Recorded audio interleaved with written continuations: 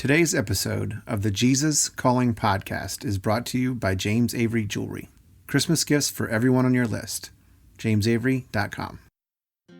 God takes the worst things that can happen to you and turns them into the best things. When those hardships turn into some pretty dang good songs. Welcome to the Jesus Calling podcast. Today, we feature interviews from the country music world and the Western sports world. Singer Rodney Atkins and world champion steer wrestler Rope Myers and his wife Candice, who is also a musician. First up, we have country singer Rodney Atkins. Rodney is a prolific singer and songwriter who strives to create music that connects with his fans.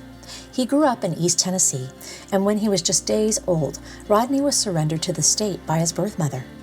Today, he tells us how he found his family, how he nurtured his love of music from a young age, and how his faith paved the long road to success in Nashville. I'm Rodney Atkins, country singer, father, husband, son, and all-around lucky guy. I was born in Knoxville, Tennessee. Grew up in East Tennessee. So when I was born, I was surrendered and taken into a children's home called Holston Home for Children. And from what I understand, my story getting started was that I was adopted several times and pretty sick as an infant and returned twice so taken home and returned, and then adopted by my adopted parents. It's always strange to say adopted parents, but the crazy thing about kind of how that happened. So my adopted family had a son about 6 months before I was born, and I had a respiratory staph infection when I was an infant. And he also had the same thing to a more severe degree. He only lived a brief period of time, which is why they decided to apply to adopt. So they applied to adopt, and they were told, well, there's a baby boy here. And due to complications from that birth, she said, well, there's no way I could care for an infant right now. And in that time, I went through being adopted and returned, being adopted and returned. And so when she had recovered, she called back and said, okay, I'm good to let us know when a baby is available. And they said, well, that same little boy's still here. And so that's how I wound up with, my last name. Well, my dad's choir director. My mom is nursery worker. She like manned every church nursery. So I was around, gospel quartets and choirs, and never sang in the choir. I was always too shy. And it was just something that was always in our life. My dad would direct Easter cantatas, and he was always, singing at church and encouraging people that may not have kind of thought that they should be in the choir. He was famous for getting that person to get up and sing, and it was just something I was always around. The Gaithers were a big part of growing up. Early on, where I grew up, there wasn't much to do. It's Cumberland Gap, Tennessee. A lot of bluegrass, man. And I was around front porch picking kind of music. And that's how I started playing guitar, was just somebody handing me a guitar and saying, we're in the gear of G and let's go. And how you make a G. So they take the time to show you. And I just always loved music. My parents actually said when I was like 6 years old, and they were saying, what do you want to be when you grow up? And I said, well, how do you get to be Charlie Daniels? And that was kind of early on, I wanted to do something in music. And it seemed like a crazy dream. It always does. It still does. And so I just kind of started getting closer to Nashville. I went to a junior college for a couple of years in East Tennessee, called Walter State, played baseball. And then I went to Tennessee Tech, that's in Cookeville, about an hour and a half from Nashville. And I was always writing songs, man, just constantly. And even, when I played baseball, I was carrying my guitar everywhere. And we go to away games, and I'd take the guitar, and we're all on the baseball bus singing Hank Jr. and whatever, Charlie Daniels.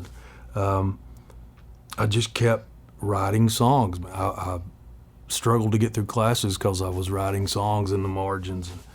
I wound up meeting a guy named Mark Hauser, who was he was pursuing songwriting also in Cookeville. And he said, "You got to play a writer's night." And so he made me get in the car, come down, and I played at a writer's night. And got a little bit of interest. And all I wanted to do was write songs. I said I could not get up in front of people. That's just not going to happen. I can't do that. And I even tried to play live a few times early on. And I would be so nervous, I would shake the water out of the glass. I couldn't even get a drink. I just, it wasn't going to happen. And then in a couple of those experiences, I finally realized this, okay, it's not about you. It's not about you singing these songs. It's about singing songs that people sing with you. And that was has been my goal all along, is to have songs. And I can do that. I can get up and, and take a little bit of watching my dad direct choirs. and we can all sing together, and that's when we found songs like These Are My People. That, we're all, it's a we song. And that's the goal of everything. And it goes back to sitting on those porches and playing with, friends and family. After he got through school, Rodney signed a record deal in 1996. But one of his biggest hits, a song called If You're Going Through Hell, wouldn't come out until 10 years later. So I did a first album on Curb Records, and I think it sold 6 copies. And, it was just a nod to Curb Records, the label that I'm on, that they were encouraging me to figure out who I was and not just try to blend in, but to find a way to, where you're going to stick your flag. What is it that you represent for folks? And If You're Going Through Hell came along. Ted Hewitt, who's co-produces my records with me and has forever, since day one. He was just out, doing it the old school way of going into publishing companies, listening to songs over and over and over, and we listened to thousands. And that song, he came in, and what was crazy is we got pitched to, I feel like, 2 other Going Through Hell titled songs at that time. This one was special, though. This one, it got me. It did something to me. It's just a unbelievable song, and we went in and we recorded it. Rodney is passionate about writing songs that his fans can connect to. Countless fans have reached out to him with all kinds of stories, and he shares a particularly special one to him about the power of music and a message of hope. I think the song had been out for a month, maybe, and I got an email early on. It was, I think, one of the first emails that I ever got as an artist. And the message was that the guy said that he was had just lost his job, his wife.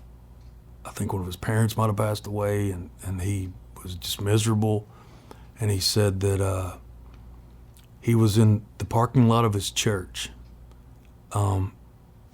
at a pistol, and he was done. He said his radio was just kind of barely on, and he started hearing a song play, and it's If You're Going Through Hell. And then he said, that was 20 minutes ago. Now the pistol's at the bottom of the river, and I'm home, and it's going to be okay. And I think that this changed everything for me. So I've been working on a new album in my really fast process of making new music of about 4.5 years. And I had recently done an event, the Fisk Jubilee Singers from Fisk University had invited me to sing with them at an event they were doing at the Ryman. And when I went in to sing with them, I mean, it got me. I mean, it's the spirit, man. They were dancing, singing. I sung a song with them called Working on a Building. I'm working on a building, I'm working on a building. And they were just, it's the spirit. My wife went with me, actually, when I rehearsed with them, and I looked over at her at one point, and she's got tears in her eyes. And I mean, it's energy. It was like a few days later, I heard Caught Up in the Country. They sent me the work tape of the demo. And what that song did for me, it made me feel how they made me feel. This is about, being outdoors. It's that old expression of some people go to church and think about fishing, some people go fishing and think about God. And that's a big spiritual connection for me, being outdoors. And this song did that. And I just, things happen when they're supposed to happen. And I really just had the crazy thought almost immediately, man, if I could get those kids to come in and sing and do what they do, and I stay out of the way, then this could be something really cool. And they agreed, and we went in and recorded them, and man, it was a blast. In this business, I can't imagine being in this business without faith. I'm a big believer in, if you go out and you want things in your time, it's probably not going to work out.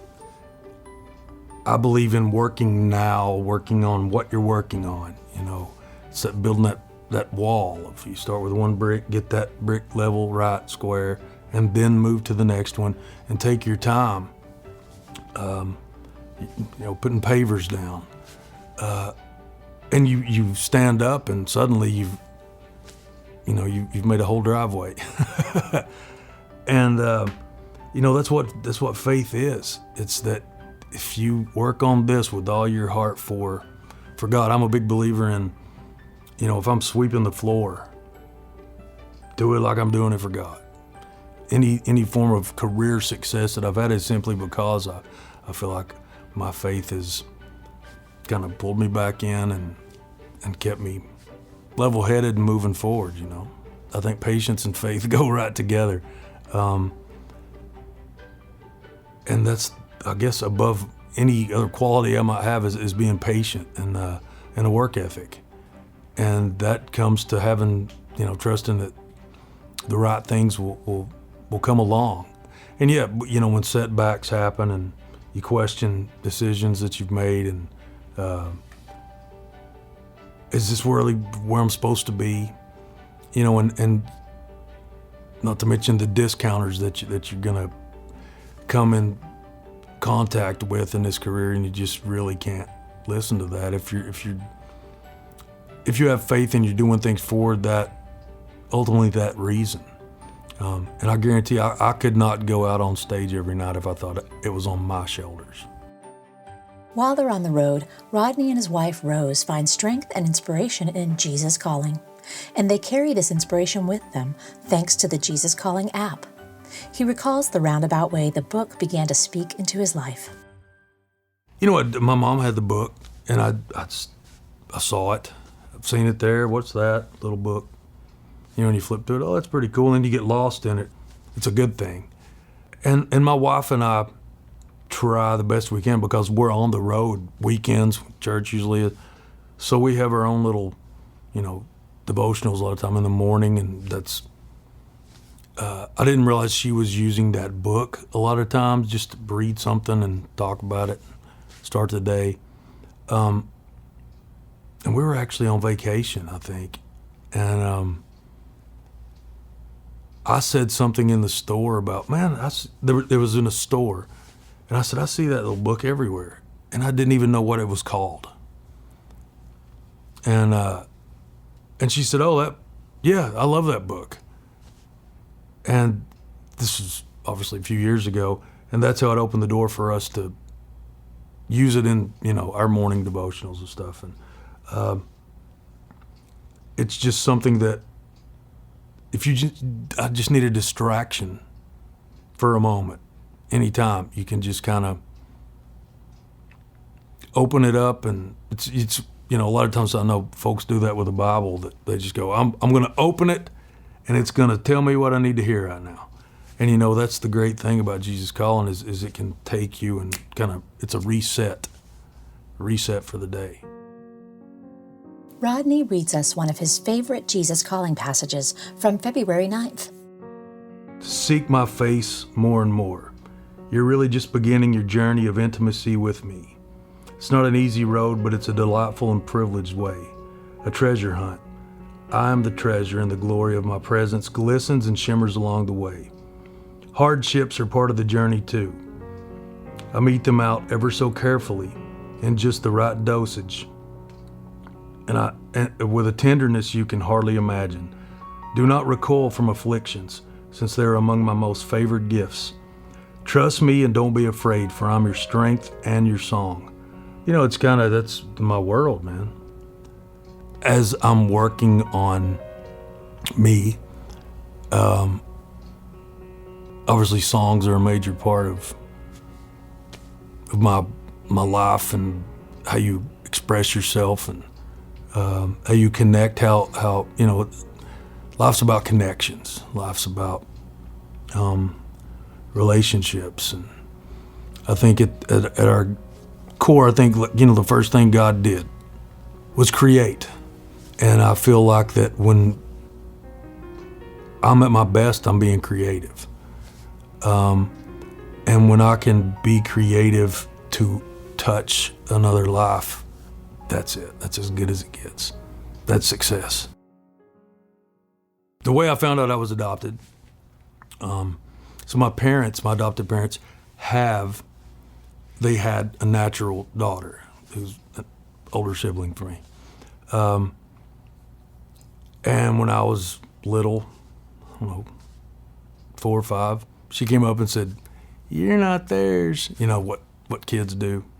Somebody else didn't want you and they took you. And, those kind of things. That's how I found out, and went, to my mom and said, "What's adopted?"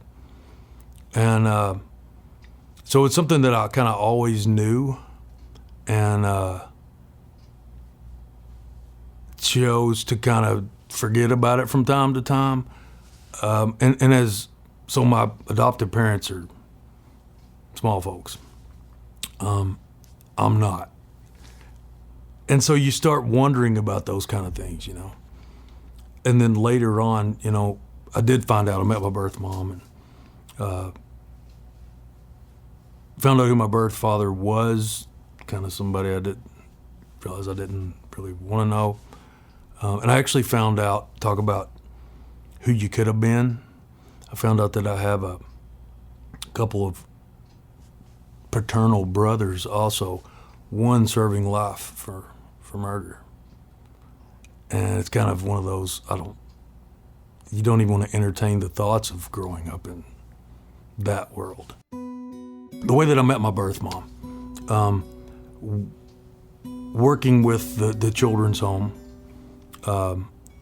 opened up doors of working with the National Council for Adoption.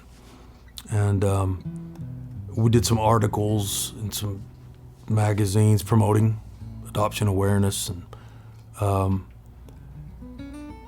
there was an article, I think, Guidepost, that came out. So that's how I pursued to meet my birth mom. And after that happened, when I met her, I realized why I needed to do that was she had, been carrying this her whole life. And I just wanted to say thank you. And she just wanted to say I'm sorry. And we spent the first 10 times together. I'm saying thank you. She's saying I'm sorry. And, having the opportunity to get past that and to know her, and it's been amazing. To learn more about Rodney's new album, Caught Up in the Country, please visit rodneyatkins.com. We'll be right back with the second half of our show after this message from our sponsor.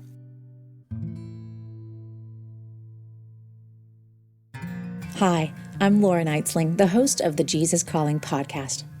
One of my favorite Christmas memories when I was growing up was the gift that I would get each year from my dad. I would smile, seeing that tiny box under the tree each year, and couldn't wait to open it. Removing the Christmas paper and opening that little coral box, I would always find a treasure, a piece of jewelry that was special, picked out by my dad for me, from James Avery Artisan Jewelry. I cherish those pieces even today. Gifts from James Avery help tell your story, one that you and your loved ones will remember for years to come. Bring a smile to the face of those you love this Christmas with a special piece of jewelry from James Avery. This Christmas, that's the kind of smile I'm looking forward to.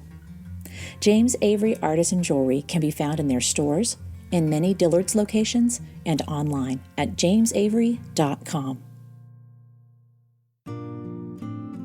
Our next guests are world champion steer wrestler Rope Myers and his wife, musician Candice Myers. Rope came from a family of rodeo athletes and started competing at a young age. In 2001, Rope followed his dreams to become the world champion steer wrestler, breaking National Finals Rodeo records along the way. He and his wife Candace, who had a budding Christian music and speaking career of her own, had the world at their feet until they were dealt a tough blow to their family, and they began to have to rely on God in new ways. They candidly share the joys of their life together and the pain of losing their baby, and how God shifted their lives into a new ministry together. Hi there, my name is Rope Myers. I'm the 2001 World Champion Steer Wrestler. I work at Sky Ranch camps and I do rodeo camps for kids of all ages, and including adults. We take them from beginners in our young riders camps to fully capable, fully qualified for the National Finals guys. So that's kind of what I get to do in my professional life. I'm Candice Myers, and I'm a mom first and foremost. I'm his wife. I'm the Vice President of Sales and Marketing at Sky Ranch Christian Camps, and I sing. I'm a singer. I've got 3 CDs, and I sing and speak a little bit. Rodeo's kind of been an integral part of our life all the way through. My dad was he rodeoed amateur until I was about 8 or 9 years old, and then he joined the ranks of the PRCA and actually won a world title his first year in that association. We followed the rodeo. He took us to the rodeos. He took us, got us on horses. I was on a horse before I could walk, and I love that a lot of the things about that, the family that in this world, oftentimes the dad goes off and goes to work, but in the rodeo world, the dad takes their kids with them to work, and that's a kind of a good thing that I got to be a part of and grow up doing. I always tell people that all little boys play cowboys and Indians. I just got to use real horses. So I grew up in that world and loved it. From a very, very early age, I was saying that I was going to be a world champion someday, and so when you grow up doing that, I was one of the fortunate people that get to continue to do my childhood dreams. We didn't really have a background of church or background of Christianity or religion or anything like that. And although some of that might be a negative, it's also turned out to be a real positive too, in the fact that I didn't come in it with any baggage or any kind of misconceptions. So I was actually we were actually at a rodeo. We were at a rodeo, Skidmore, Missouri. And I loved goat tying. That was my thing. I was in the juniors and I wanted to be the goat tying champion. So I saw where they had staked the goats out, and I was going over really early in the morning. It was like 7 o'clock in the morning, really, or 6:30, 7 o'clock in the morning. I went over there to sneak over there to tie those goats, to practice a little bit. But when I was over there, goats are not quiet. And they were fixing to have a little church service up in the bleachers, and the goats were tied right behind the bleachers. So I was like, well, I can't tie these goats now. So I crawled up in the stands and sat down and listened to what the preacher had to say, and it just rung true. And so I received my salvation that morning right there in the bleachers, and they gave us a little New Testament, a little cowboy New Testament. I've never seen a Bible like that since, but it had Jesus' words in italics, so I just kept looking for the italics. I didn't know much about it, so I just kept looking for the italics and reading what he had to say. And years later, like 3 or 4 years, 5 years later, I look back and I was like, oh, why was I so peaceful during that time? There was such a peace that was in my life at that time. And of course, I didn't realize that then, but I didn't have the words to use that then. But what had happened is I had been called out of the pen. Jesus calls all his sheep by name and he leads them out to new pasture. I'd been called out, and I had decided to go back in the pen and be the baddest bulldogging sheep in the pen, And so I wasn't walking with Jesus for a large period of that time, but there's never been a time where I've ever doubted that was the time that God became real to me. I grew up in western Kansas. My parents divorced when I was 3, but my biological dad was involved in rodeo. And so we grew up in the summers and at holidays, kind of going with him, following a similar path, really traveling all over the United States, going with my dad. He was competitive in steer wrestling and team roping and bull riding. And so I grew up part-time in that world. But when I left home and went to Texas to go to school, I went to school at West Texas A&M on a music scholarship. The culture there was, the Baptist Student Union was the biggest thing on campus, right? Bigger than the regular student union. And there was so much activity, and they really began to put some language to the things that I think I already knew, and began to talk about things like salvation and what that meant, and Jesus as a constant companion, and Jesus as something very present, very real, and very active in my daily life and in the details of what I was doing. And that kind of just changed my thinking and my perspective. And so I think that's probably when I dove headfirst into really exploring that kind of relationship and understanding that my Bible was for more than just sticking things in, right? And so that probably was the beginning, probably sparked the beginning. So we've known each other. Rope was actually born on my birthday. And so we've known each other since we were little. And we started dating in January of 1995 and got married in October. We got engaged in June and got married in October. I think we knew in February, probably by about Valentine's Day. I think we probably knew that we were going to get married maybe about 6 weeks in. But we were living in the rodeo world. He was trying to make the NFR for the first time. And so we certainly didn't want to freak people out by thinking we've been dating for 6 weeks, now we're going to get married.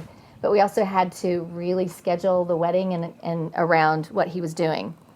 It would have been his first time to make the finals, and I kind of didn't want to be a distraction for that either. And so, but I wanted to be a motivator because I love to do that. And so we had this conversation, and it went sort of like, okay, if you have the NFR made by this date, by July 1st, we'll get married in the fall. But if you're still trying to make the finals, we'll wait and get married next spring.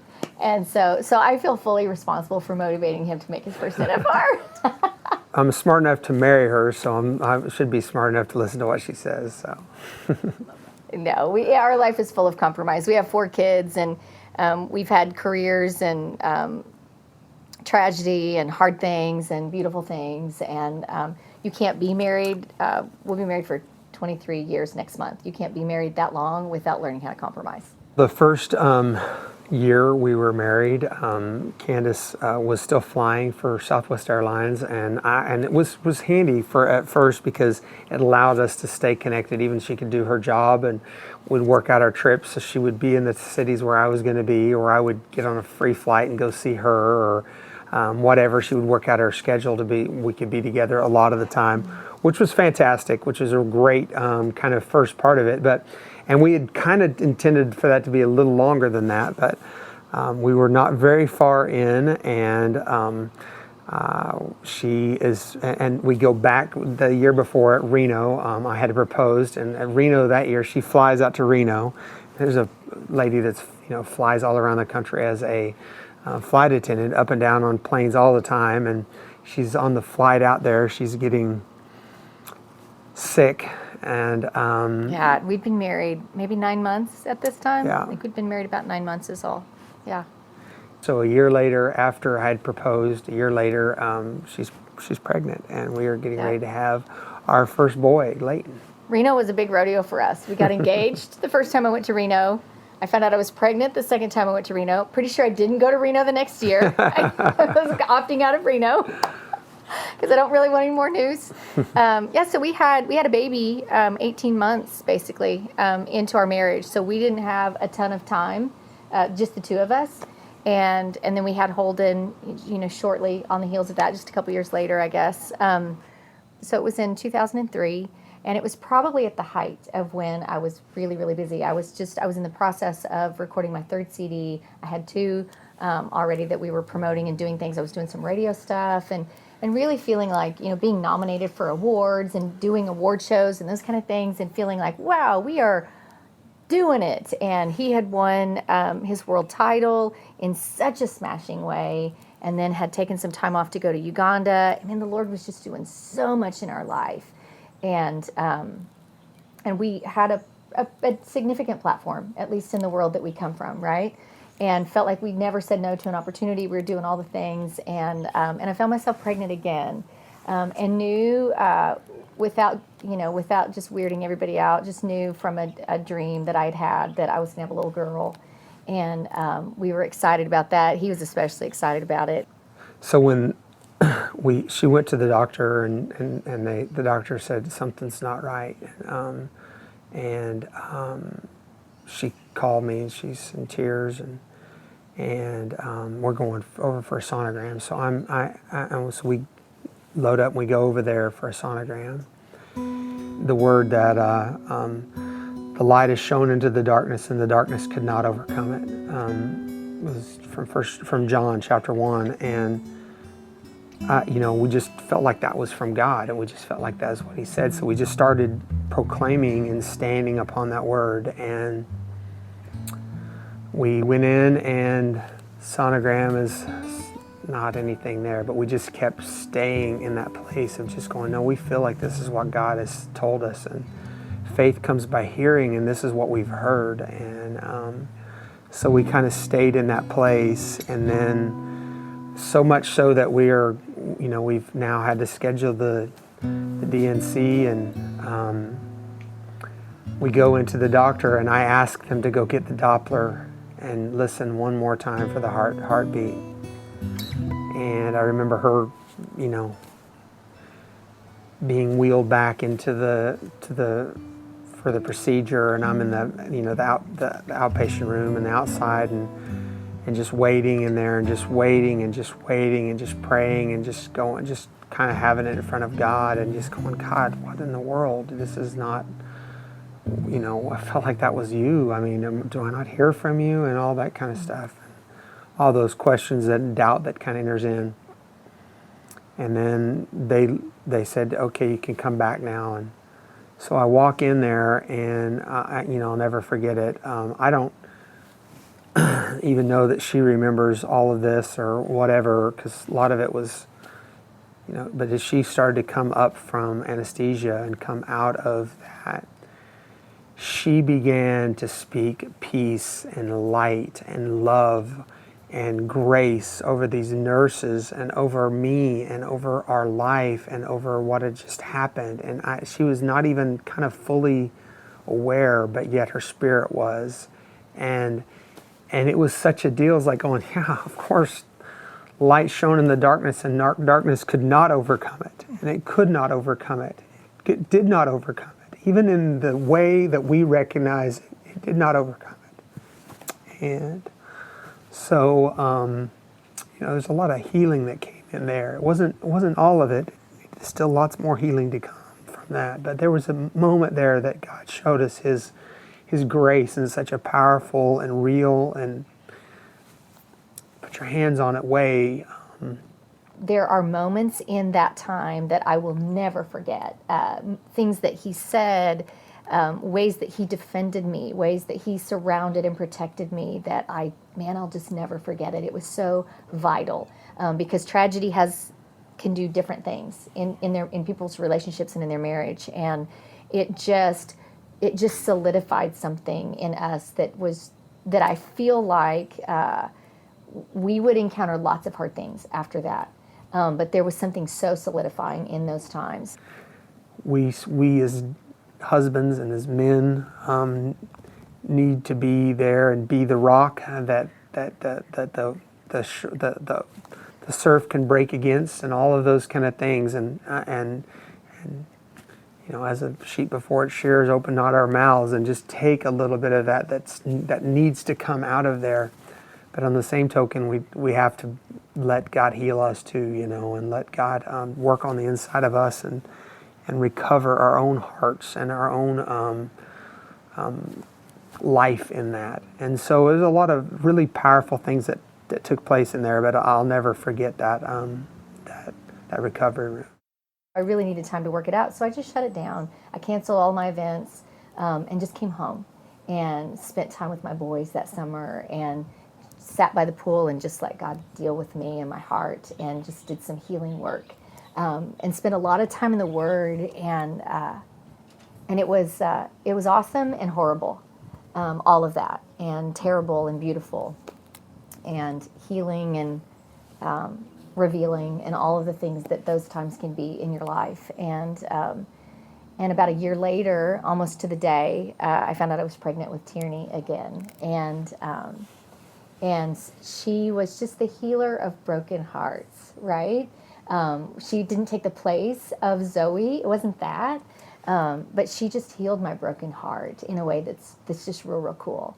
And so her name is Tierney, after Paul Tierney, who was a world champion, an amazing cowboy, and a guy that had been a friend to them for a long time. And her middle name is Faith, because faith is the substance of things hoped for and the evidence of things unseen. And so it was such a solidifying thing there with my faith too, and just kind of the God just closing the door on that chapter of like, okay, all right, now walk on, and now you can tell your story.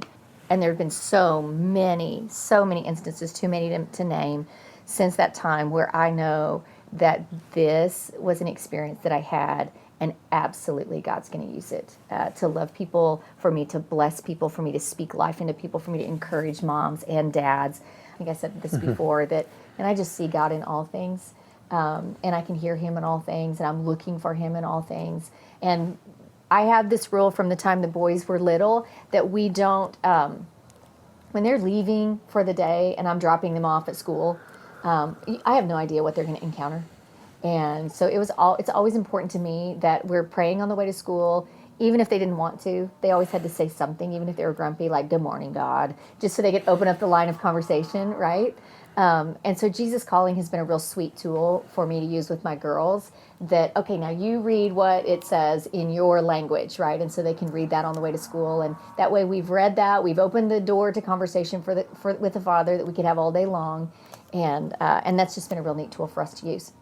I go through different seasons of either reading the Bible all the way through, or just different things that God has me doing, There for a while, it seemed like all the time, oh, listen to this. This is so good. You got to hear this. And she still does occasionally, but there for a while, it seemed like all the time she was like going, oh, you got to hear this one on Jesus Calling. So yeah, and I do love that about it, that as a mature believer, I realize these are not the words of God, right? It's not someone adding to the Bible, but it sure sounds like something He would say. I think you miss it if you only read what the author wrote. You have to read what the author wrote and then read the word that goes with that. But when you read those words and you're like, that's a different perspective, that's a new way of looking at that, that's a good way of saying that, and then you finish that out with the scripture that goes with it, that's where I think the power is. this one here is one that just jumped off the pages at me. It's the July 18th one, and it says, I am nearer than you think, richly present in all your moments. You are connected to me by love bonds that nothing can sever. However, you may sometimes feel alone because your union with me is invisible. Ask me to open your eyes so that you can find me everywhere. The more aware you are of my presence, the safer you feel. This is not some sort of escape from reality, it is tuning into ultimate reality. I am far more real than the world you can see, hear, and touch. Faith is the confirmation of things we do not see and the conviction of their reality, perceiving as real fact what is not merely revealed to the senses. And that second part is from Hebrews 11:1. It's also Acts 17:27 through 28.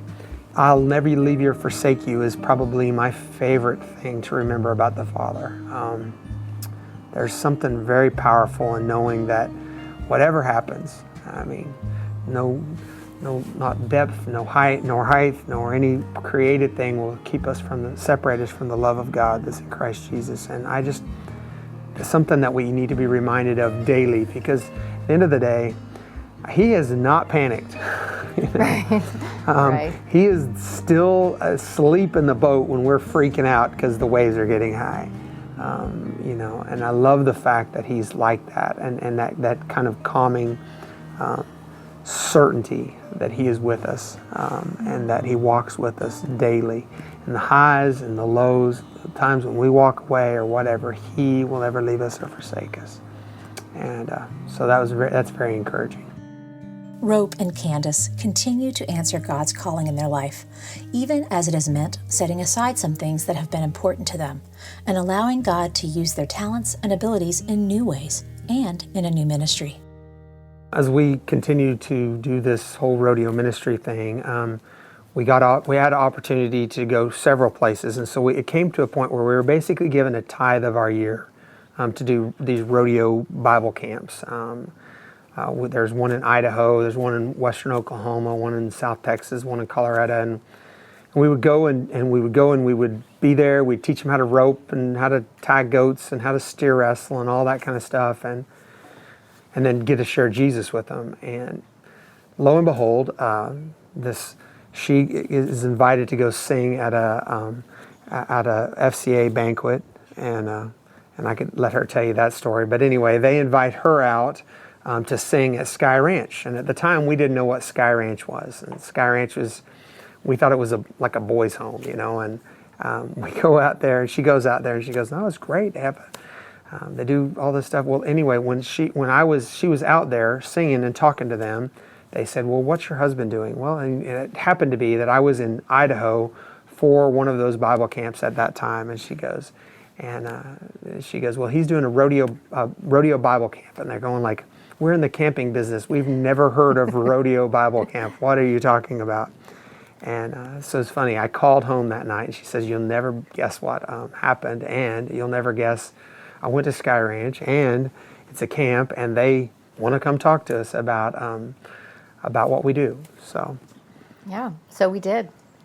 We went and talked. They had said, "Hey, we've got 70 head of horses, and we don't want to invest that kind of money just for an activity. That it needs to have a ministry component. Everything that we do is intentional, has a ministry component. We don't have any idea how to make these horses a ministry component, but we think you do."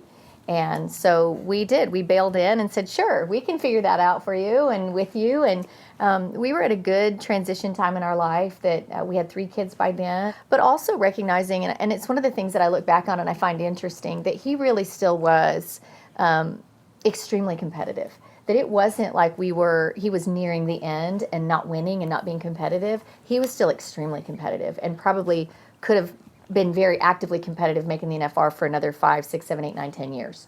But we were just in a different place spiritually. The Lord just had us in a different place, and I think he had a new assignment for us. Now they hired us, and my first day was November 1st that year, and the last NFR I went to was in December, a month later, and the last year I ran at the NFR, I won the go-around. So I guess we ended on a pretty good note, I guess. But yeah. I mean, they literally said on the day they hired me, "Look, we're just hiring you so that someday we can get your wife to come work here." And of course now she's the vice president of sales and marketing and leads all of that there, and really, does a lot of the things that people don't realize. She sets people up for success when they come there with their kids. They bring, we have around 70,000 people come to Sky Ranch camps across 4 locations every year, and it's a lot of work to get that many people from that many different places and that many different programs to come to Sky Ranch, and that's what her team does, and they fill the pipeline so that me and guys like me and other people that work at Sky Ranch have an opportunity to share with them the love and that's in Jesus Christ. To find out more about the work that Rope and Candace do with young people at Sky Ranch, visit skyranch.org. Next time on the Jesus Calling podcast, we feature a return visit to the show from Texas country superstar Aaron Watson. We catch up with Aaron to hear about the latest opportunities God has given him to share his faith through music, including the release of his new album, An Aaron Watson Family Christmas, his tour, and an appearance at the National Finals Rodeo in Las Vegas this December. A frequent performer at Western sports events, Aaron shares why this community is near and dear to his heart. I love anything and everything associated with the Western world, and what I love about what I love about that culture is in a world where everything is changing, these people are staying true to their roots, how they were raised, you know, and it's admirable.